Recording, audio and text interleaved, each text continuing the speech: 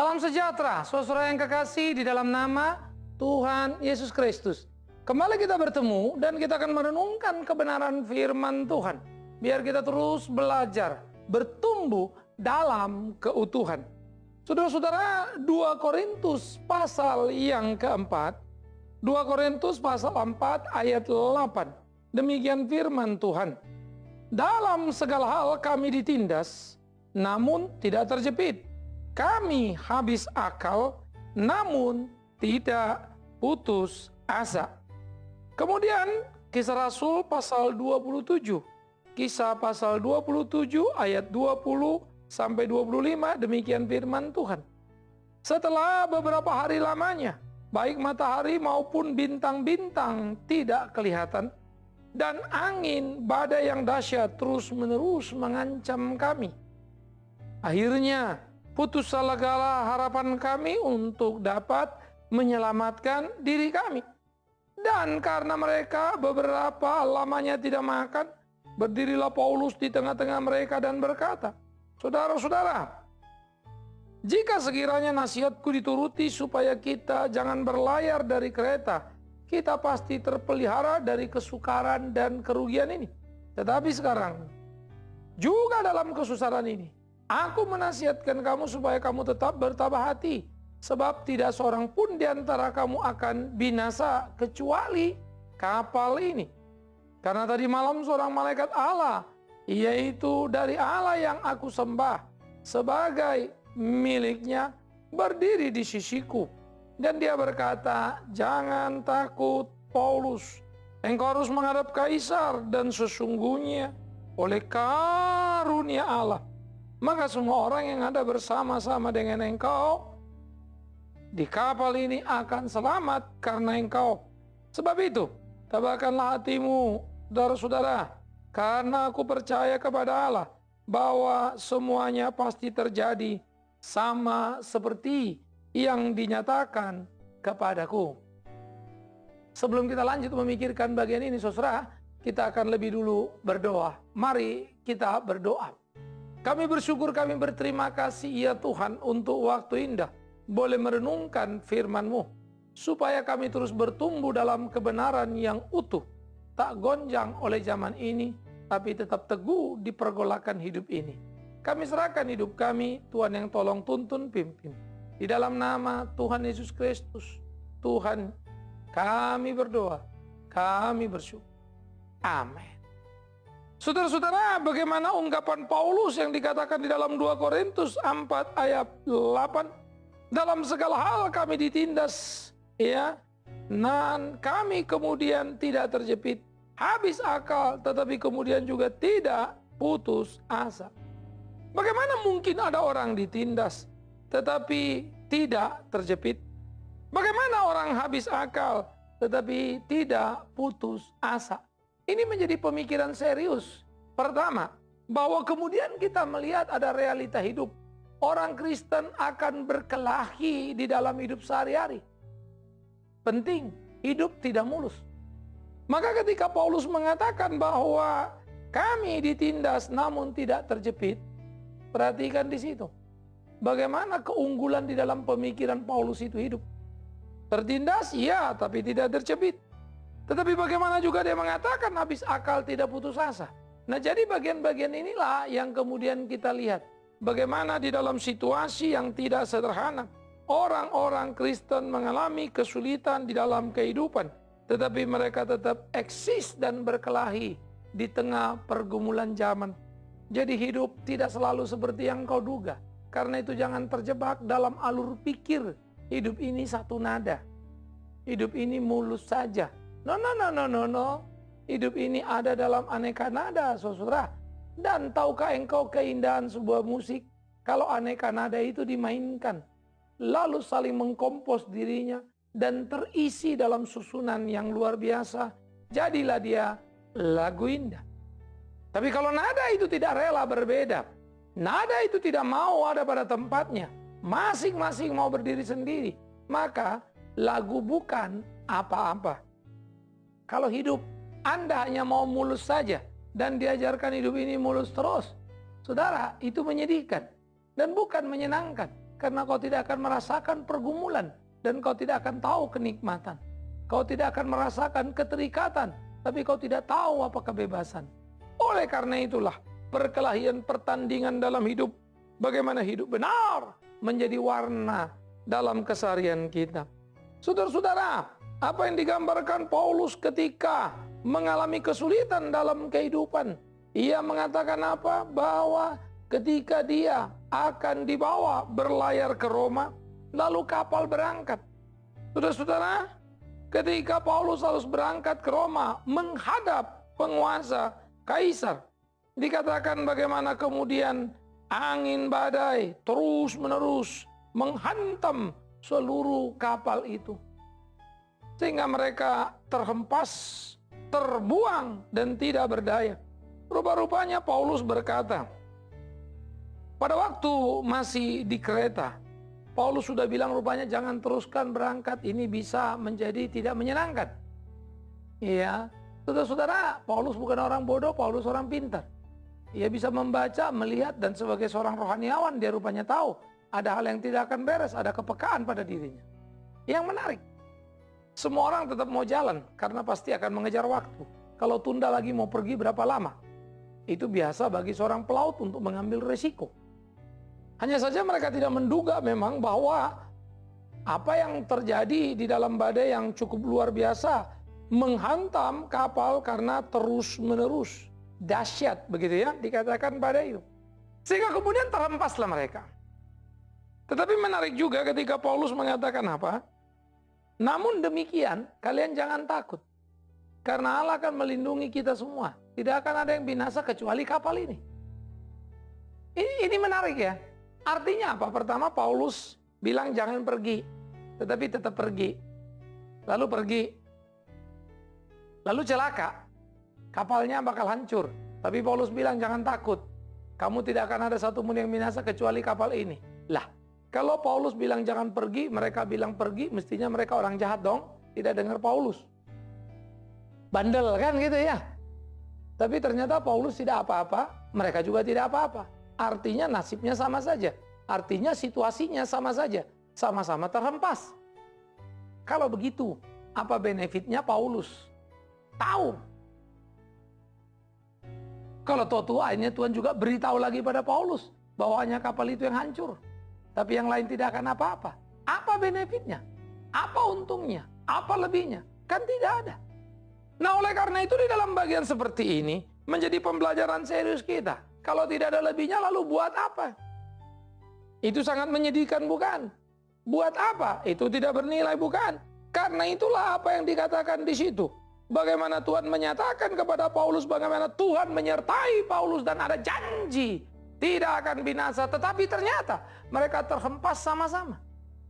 Oleh karena itu di dalam janji Allah, pemeliharaan Allah, jangan pernah berpikir semua mulus saja. Di kelemahanmu, di kekuranganmu, rencana Allah tidak akan gagal. Di kehebatanmu, di keunggulanmu, tidak berarti rencana Allah jadi sukses. Rencana Allah sukses pada dirinya, rencana Allah sukses pada kedaulatannya. Apa yang dia mau jadi, maka jadi. Ini yang harus kita pikirkan. Ini yang harus kita sadari saudara-saudara. Sehingga hidup mengikut Tuhan bukan soal hidup seunggul dan sehebat apa kita. Tapi tentang Tuhan yang bermurah hati itu.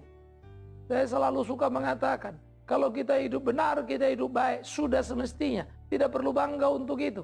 Tapi kalau kita hidup jahat, hidup tidak benar, susahlah. Karena itu sudah semestinya. Karena itu pertandingan kita bagaimana menjadi benar, bagaimana menjadi baik. Maka Paulus melihat pengharapan kepada Allah yang luar biasa. Jadi bagian pertama kita sudah belajar. Tidak ada orang Kristen tanpa masalah. Salah kalau berkata hidup kita tidak akan ada masalah. Salah kalau berkata hidup ini selalu mulus. Salah kalau berkata hidup kita akan terus jalan. Naik. Bahagia. No. Pahamilah bagaimana hidup akan ada pasang surutnya. Dihajar, tetapi di dalam hajaran itu pun ada bahagia. Sehingga bahagia jangan didefinisikan senang, pleasure begitu ya, mendapatkan sesuatu kenyamanan pada diri kita. Kebahagiaan harus dipahami sebagai ketaatan kepada kehendak Allah, bahkan ketika kita di penjara. Oleh karena itu gambaran yang kita sudah lihat, saudara yang kekasih. Aspek kedua yang kita perlu belajar di dalam bagian ini, bagaimana kemudian kita menghadapi segala sesuatu, tetapi kemudian kita tetap tegar di hadapan Tuhan kita. Sehingga jangan kemudian kita lumpuh dan rubuh dalam perkelahian kita, tapi berkelahi dan bertanding dalam hidup kita untuk memenangkan pertempuran kita. Maka menanglah, berkelahilah. Ini hidup yang penting, jalanilah. Dan jadi saudara-saudara yang dikasihi oleh Tuhan Yesus Kristus, ini harus menjadi pergumulan kita di kehidupan kita. Camkan itu, jangan pernah lengah. Jadi saudara-saudara yang kekasih, akal ini boleh habis, tetapi asa tidak. Apa yang dikatakan Paulus di dalam pemahaman pembelajaran itu menyaring. Karena seringkali sudah nggak tahu lagi mau bikin apa. Jangan jalan-jalan, kapal pecah. Sudah kapal pecah, oke kita selamat. Terus mau bikin apa ini? Mau bagaimana ini? Bagi orang yang lain tentu itu sudah jadi malapetaka.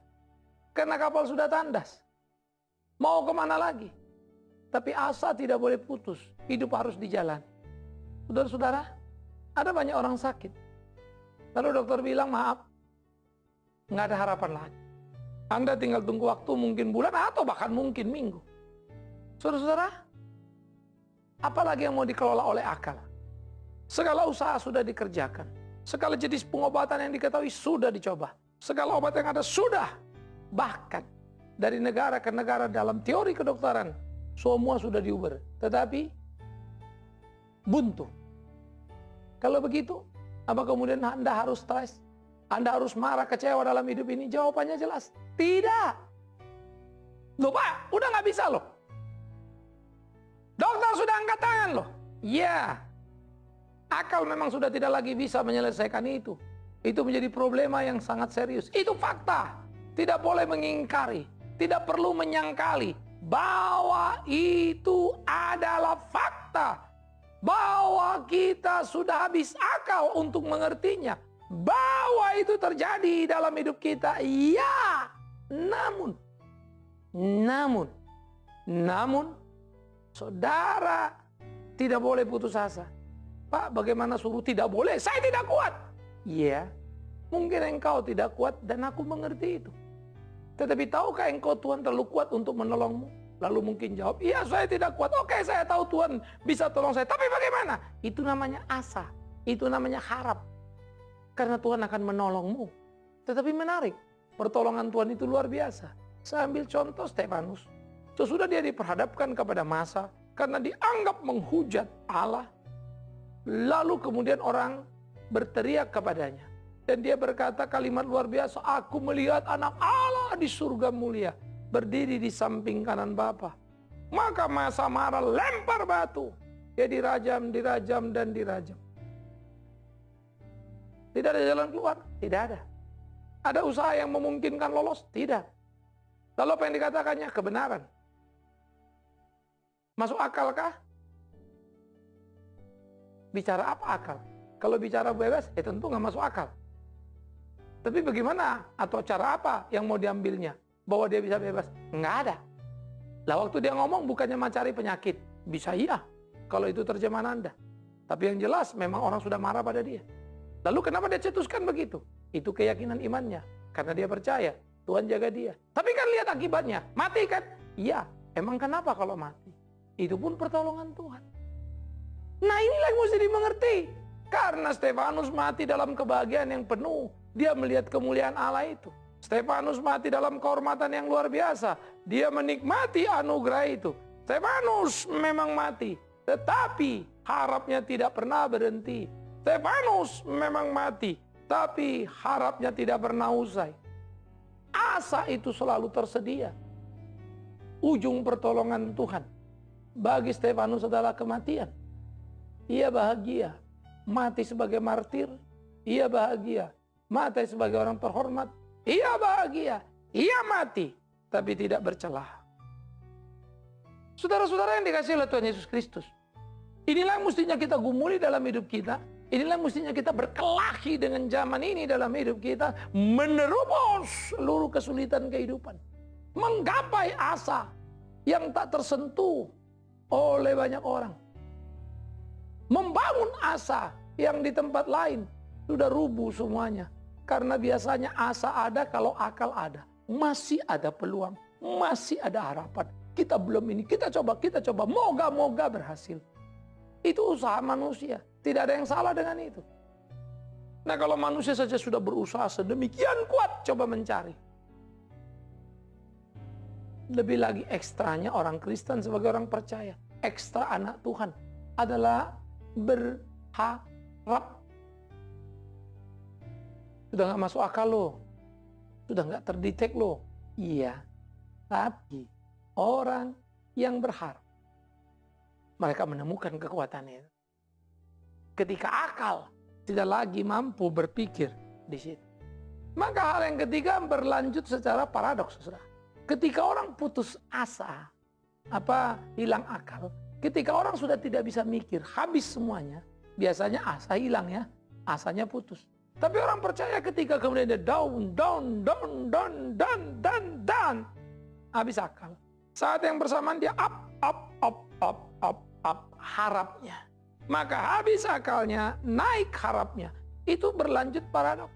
Maka di mana di kelemahanku nyatalah kekuatanmu, itu kata Paulus. Maka di dalam dropku, disitulah aku terbangun. Dihilang akalku, disitulah aku berharap kepada Tuhan. Siapkah saudara bertanding dan bertaruh? Karena itulah keunikan, keunggulan hidup orang percaya adalah kekuatannya menghadapi tiap peristiwa dan tidak pernah menyerah. Bagaimana dia berkelahi dengan segala cara. Bagaimana dia menghajar segala sesuatu dan mempertaruhkannya. Ia melanjutkan dari satu pertempuran ke pertempuran yang lainnya. Tidak pernah berhenti. Harusnya inilah yang kita lakoni dalam hidup kita sebagai orang percaya. Inilah yang mestinya kita jalani dalam hari-hari kita. Supaya kita bisa menggarap apa yang menjadi kehendak Tuhan. Pikirkanlah itu saudara-saudaraku yang kekasih. Camkan itu, renungkan itu. Sehingga hidup kita menjadi hidup yang berkenan kepadanya. Boleh habis akal. Tapi jangan putus asa. Karena akal adalah milik diri. Yang limited, yang terbatas. Tapi asa adalah pertolongan Tuhan yang tidak terbatas. Di sini terjadi yang saya bilang paradoks tadi. Sudah gak sanggup mikir, sudah hilang akal. Bagaimana mau berharap? Iya, dihilang akalmu, terbatas. Saya bilang hilang akal bukan gila ya. Tapi sudah tak tahu lagi mau mikir apa. Di situ Tuhan kerja. Karena penyerahan menjadi mendalam. Alangkah indahnya hidup tiap anak Tuhan. Kalau saja hidup dalam kebenaran. Jadi saudara-saudara yang dikasihi oleh Tuhan Yesus Kristus, ingatlah, akal kita memang punya limit. Ada titik di mana dia tidak sanggup lagi berpikir. Akal kita punya limit, di mana ada titik di mana dia buntu dan tidak lagi bisa menerobos. Tapi sekaligus ingatlah, asa yang kuat selalu punya harap yang hebat. Dan tidak pernah berhenti. Terus bergulir. Mengukir karya demi karya dalam hidup ini. Saudara-saudara, di pengalaman perjalanan kehidupan beriman saya, jujur juga harus dikatakan, ketika kita melayani, ada banyak hal yang kemudian kita mengalami kesulitan dalam hidup. Saya ingat betul ketika kita mengerjakan pekerjaan kita yang di Kalimantan, pelayanan untuk buat sekolah. Kita coba memikirkan SD, SMP, SMA, bikin yang terbaik untuk semuanya. Ide mah gampang. Menggambar bangunan yang mau dibangun, gampang. Ada arsiteknya. Menghitung yang mau dibangun, gampang. Ada orang sipilnya. Tetapi ketika mau membangun apa yang sudah direncanakan, mulai tidak gampang, karena tidak ada uangnya. Lalu uang dikumpulkan sedikit demi sedikit. Rencana maunya tidak boleh berhenti, maka saya putuskan, oke, 1 tahun kalau perlu cukup 1 kelas kita bangun. Ya, lalu nanti tumbuh ini kelas tambah terus tambah. Tetapi saya selalu percaya ada jalan Tuhan yang luar biasa. Maka itu yang bisa kita pikirkan. Tapi kemudian pada waktu berjalan, akhirnya ada peluang untuk menciptakan semua. Karena ada yang mengirimkan uang untuk membantu. Tapi ternyata tengah jalan tidak cukup jumlahnya. Kita kesulitan. Saya sudah tidak tahu lagi bagaimana. Saya sudah siap-siap untuk menjual mobil yang harganya juga tidak terlalu seberapa, saudara. Dan kalau saya jual, saya tidak punya mobil dan ada kendaraan. Tetapi saya percaya.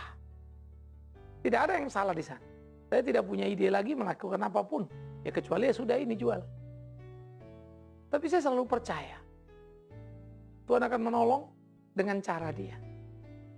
Ya, mobil sudah siap-siap mau dijual. Luar biasa. Tetapi kemudian akhirnya mobil tidak dijual, ada orang bantu lagi. Dan selalu orang mau bantu, itu unik setengah mati. Karena ketika dia mau membantu kita, sebetulnya itu tidak ada di list kita. Segala sesuatu terjadi begitu indah.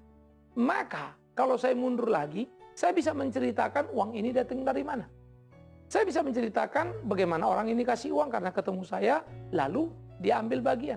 Tapi kalau saudara ceritakan kenapa saya bisa ketemu dia, lalu kenapa dia tertarik, saya tidak bisa ngomong, saya nggak tahu. Hanya saya tahu itu Tuhan yang kerjakan. Maka akalku buntu ketika memikirkan sesuatu. Tapi apa yang dibuntu itu jauh sebelumnya Tuhan sudah melihat itu. Dibiarkannya aku menghadapi kebuntuan. Diujinya asaku. Dan aku tidak berhenti menaruh asa pada dia. Harap. Dan memang itu yang dia mau. Supaya aku pun belajar. Perhitunganku sangat terbatas. Tapi pertolongan dia luar biasa. Tidak ada batas. Itu terserah kepada kedaulatan, keadaan kehendaknya. Karena itu ayo kita pikirkan hidup kita. Bagaimana kita melakoni, bagaimana kita menjalani. Supaya sungguh semuanya kita jalankan dalam terang firman yang sesuai kehendak Tuhan. Supaya kemudian hidup kita menjadi hidup yang berkemenangan. Hidup kita menjadi gairah yang luar biasa. Hidup kita menjadi gambaran di dalam kesungguhan perkelahian iman kita. Jadi, akalmu boleh buntu. Iya, dan memang bisa. Tapi asamu jangan berhenti. Tapi bagaimana aku mau berharap, Pak? Ini kan sudah gini, ini kan sudah gini. Udah gak masuk akal semuanya. Selalu kecenderungan orang habis akal, hilang akal, buntu akal, marah dan kecewa. Tetapi tidak dengan anak-anak Tuhan. Mereka menerobos, mereka menciptakan peluang, mereka menciptakan kemenangan. Itulah yang semestinya. Karena itulah pikirkan, karena itulah lakukan, karena itulah jalani, supaya hidup kita hidup yang berkemenangan. Nah, jadi jangan berhenti menaruh harap pada Tuhan. Jangan berhenti berjalan di jalan Tuhan. Jangan berhenti. Supaya kau bisa melihat betapa ajaibnya karya Tuhan dalam hidup ini. Betapa luar biasanya yang dikerjakannya. Dan betapa kita mempunyai sejuta peluang yang datang karena dia ciptakan. Oleh karena itu jangan berhenti di pertimbangan akal. Dan yang terakhir dari bagian ini saudara-saudara, bagaimana kita mulai memikirkan kebenaran yang kita lakoni dalam keseharian kita. Sehingga warna-warni seluruh kehidupan kita mengalami benturan-benturan yang luar biasa. Tetapi itu adalah proses penggodokan oleh Allah untuk membentuk kita menjadi seperti apa yang dikehendakinya. Saudara lagi punya persoalan? Akalmu sudah tidak tahu lagi mau pikirkan apa. Disitulah iman menghidupkan asa. Dan asa itu terus bertumbuh. Lalu melihat dan terkejut. Betapa luar biasanya pertolongan Allah kepada kita. Pujilah dia. Terpujilah Allah sumber berkat itu. Terpujilah Allah yang luar biasa itu. Allah yang besar itu. Pemilik segala bahasa itu. Allah yang besar itu. Yang semua bangsa takluk kepadanya. Saudara-saudara, segala bahasa biarlah memuliakan dia yang menumbuhkan asa di kehilangan akal kita. Tak mampu, tapi tak kalah. habis akal, tapi tak putus asa. Selalu ada pengharapan tersisa yang tampak makin hari makin nyata. Bahkan akhirnya kita mengerti itu yang terbaik dalam hidup ini. Tujuan kapal Paulus adalah mau langsung ke Roma. Tidak ada rencana untuk terhempas, tetapi kejadian terhempas tidak membuat mereka menjadi malapetaka, karena Tuhan selalu menolong, memimpin. Oleh karena itulah keterdamparan itu ternyata membawa mereka ke sebuah pulau. Dan bagaimana kemudian di pulau itu Paulus justru menjalankan tugas yang luar biasa. Bagaimana mereka ada di Malta dan bagaimana kemudian gubernur di situ Publius menjamu mereka dan mendengar berita luar biasa itu. Sehingga pada waktu itu juga di Pulau Malta orang-orang sakit datang didoakan oleh Paulus dan sembuh. Banyak orang mendengar dan menjadi percaya pada Injil itu. Padahal Paulus sedang berjalan sebagai seorang buron yang tertangkap menuju pengadilan yang berat. Unik ya.